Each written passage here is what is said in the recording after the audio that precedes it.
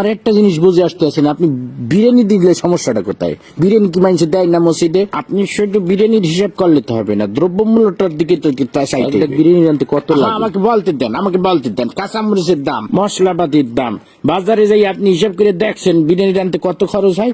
আপনি খালি বিরিয়ানি হাঁটতে আসে বিরিয়ানি রানতে বর্তমানে যে খরচ হবে ওইটা দিয়ে ঢলঢলা খিচুড়ি আপনি 50 জন মানুষ এক পুরো গ্রাম ধরে আপনি খাওয়াই দিতে পারেন। বুঝলাম না, প্রতি বছর ইফতারির সময় আপনার একটা হিসাব করবোই তো, সমস্যাটা কি আপনার? আপনি খালি খাওয়ার হিসাবটাই বুঝলেন, আপনি দ্রব্যমূল্যের হিসাবটা বুঝবেন না। আপনি কি মনে হচ্ছেন আমি কি বহুত টাকার মালিক হয়ে গেছি? হ্যাঁ, এখন যত কামাই তত খরচ। এই যে আপনার মসজিদে প্রতি মাসে ইমাম সাহেবের বেতন না দিলে ইমাম সাহেব চলবে কেন? আমার কথা বলতে দেন। আবার এই যে রমজান মাস আইছে তারাবি পড়াবে, হাদিয়া দিতে হইবে না? আমার খরচ কি কম? ফেতরা দিতে হইবে, জাকাত দিতে হইবে। শোনেন একটা কথা, রিজিকের মালিক আল্লাহ। আল্লাহ আপনার ধন সম্পত্তি দিছে, ধন সম্পত্তি দিয়ে আপনার পরীক্ষা লেখতে আছে।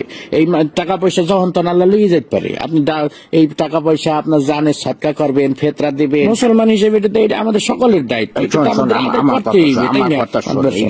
সবাই বয়ান করে বোঝানো যায় না, বুঝছো? যে গেটি বেহার তুই কোরআন বুঝাইতেছিস বুঝবে না। একটা কথা সবসময় মনে রাখবি, যে মানুষটা জায়গা রয়েছে তাকে কিন্তু ঘুমেতে উঠানো যায় না। এই যে আমি বিরিয়ানি দিতে পারবো না, আমি ডলডলা খিচুড়ি দিব, বিরিয়ানি দিলে আমার সমস্যা, এই যে এত সময় ধরে বুঝাইতে আসো, একটা কথা কি ওর কানে গেছে? ও শুরুতেই বসতে আছে যে আমি ডলডলা খিচুড়ি দিব, আমি বিরিয়ানি। আপনি কতক্ষণ ধরে বুঝাবো আমি? এই টাকা শোন, আমি গত বছর আমি পুরা গ্রাম বইটা আমি বিরিয়ানি খাওয়াইছি না, পুরা গ্রাম কোনো ঝামেলা হয়েছে। আমি শুধু আমাদের মসজিদ না, আমি ভাগ করে দিছি।